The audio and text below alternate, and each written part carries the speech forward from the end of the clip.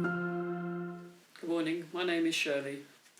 Today's reading comes from Mark chapter 14, verses 13 to 33. When Jesus heard what had happened, he withdrew by boat privately to a solitary place. Hearing of this, the crowds followed him on foot from the towns. When the people landed and saw a large crowd, he had compassion on them and healed the sick. As evening approached, the disciples came to him and said, "This is a remote place, and it's already getting late. Send the crowds away so they can go to the villages and buy themselves some food." Jesus replied, "They do not need to go away. You give them something to eat." "We have only 5 loaves of bread and 2 fish," they answered. "Bring them here to me," he said. As he directed the people to sit down on the grass, taking the 5 loaves and the 2 fish and looking up to heaven, he gave thanks and broke the loaves.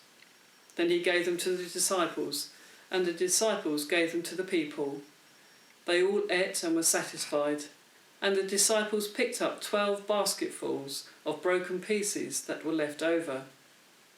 The number of those who ate was about 5,000 men, besides women and children. Immediately Jesus made the disciples get into the boat and go on ahead of him to the other side, while he dismissed the crowd.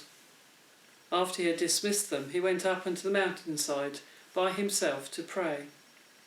Later that night, he was there alone, and the boat was already a considerable distance from land, buffeted by the waves because the wind was against it.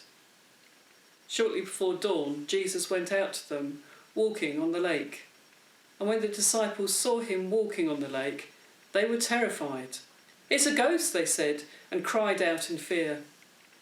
But Jesus immediately said to them, "Take courage, it is I. Don't be afraid." "Lord, if it's you," Peter replied, "tell me to come to you on the water." "Come," he said. Then Peter got down out of the boat, walked on the water, and came towards Jesus.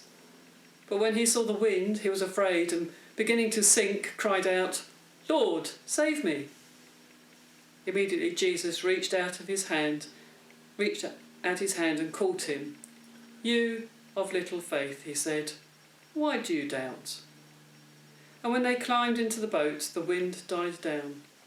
Then those who were in the boat worshipped him, saying, "Truly, you are the Son of God."